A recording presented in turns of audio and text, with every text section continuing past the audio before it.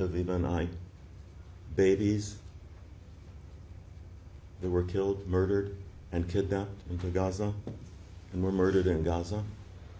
Elderly people, women.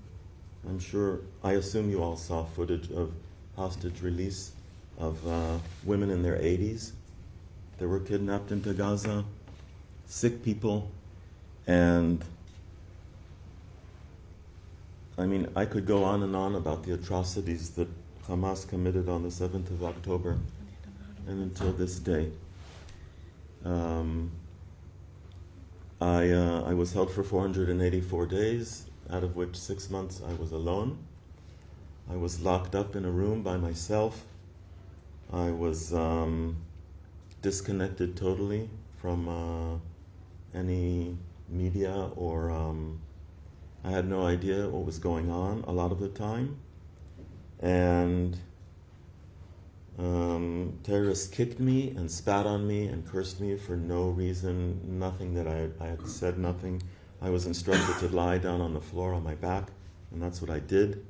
And I was only just trying to create a connection with the terrorists that held me captive, a positive relationship with them, being nice to them, smiling to them, saying good morning to them every morning and good night to them every night, thanking them for food, for water when they brought it to me, thanking them for unlocking the door to let me go to the toilet, which I had to ask for. I did my best to create a calm atmosphere and environment and to show empathy to them, even though I knew these were terrorists that belonged to a terrorist organization that carried out this horrendous attack on innocent people. I spent time with separately 4 hostages that are still held in captivity. I mentioned them. One of them is a father of 2 daughters, aged 4 and 2 today. They were aged 2 and 6 months when they saw their father being taken at gunpoint from them. His wife as well saw that.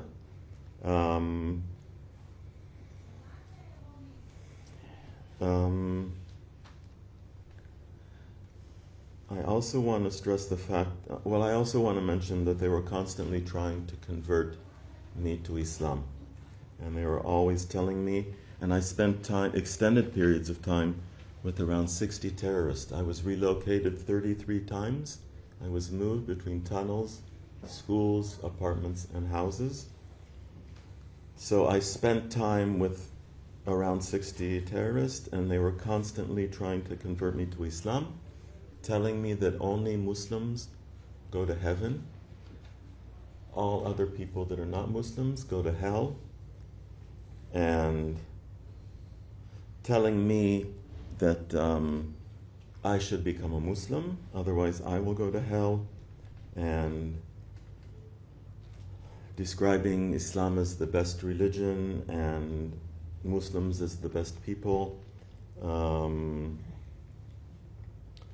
telling me that they have no problem with death because if they die, they are martyrs, and if their family dies, they are martyrs. Women, children, wives, children of these people, if they are killed in war, they told me, they go to heaven. And they said that life is just a small part of the journey. The larger part of the journey is in heaven. And that's what they said they are focusing on, to be good people in this life so that they will go to heaven. And part of being a good person, according to them, is being a Muslim and praying 5 times a day and fasting on Ramadan and several other things, believing in Allah. These people abused me, tortured me, and I witnessed, Aviva mentioned a woman being tortured, and when I say torture, I say it in a literal sense. This woman, they had tied her hands together at the wrist, they had tied her feet together at her ankles. They had covered her face with tape. They had put her down on her back on the floor. They called me to come into this room where this woman was lying, and there were 3 terrorists in the room. 2 of them were taking turns beating her with a rod, and the 3rd one was holding a metal rod with a sharp pointed end, which he had put on her forehead.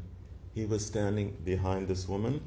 He was holding the rod and applying pressure to this woman's forehead with the sharp pointed rod.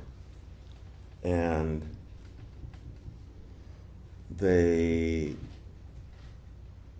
I witnessed this, and it haunts me to this day. They were accusing this woman of something that had nothing to do with reality, and I know that, and they told me that I must tell her to confess, otherwise they would continue beating her, and what I described, the man holding the sharp metal rod. And then I saw the same woman being threatened with death when the terrorist held a pistol to her head and said she must tell the truth, otherwise he is going to kill her. I tell this story and many other stories, and I relive this horrific experience that I had, and it haunts me to this day. And feeling like I could not, or I did not do anything to stop this torture to this woman is something that causes immense stress to me. I was also threatened with death several times. I had guns pointed at me, rifles and pistols, and they threatened to kill me. Also, just out of the blue, without any provocation.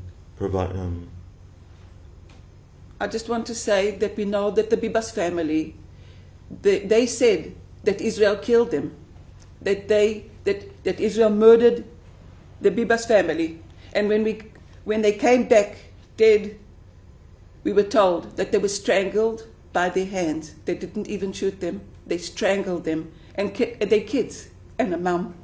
And we know of so many hostages that are just chained in chains for nearly 2 years without air, without food, treated like they're not human beings.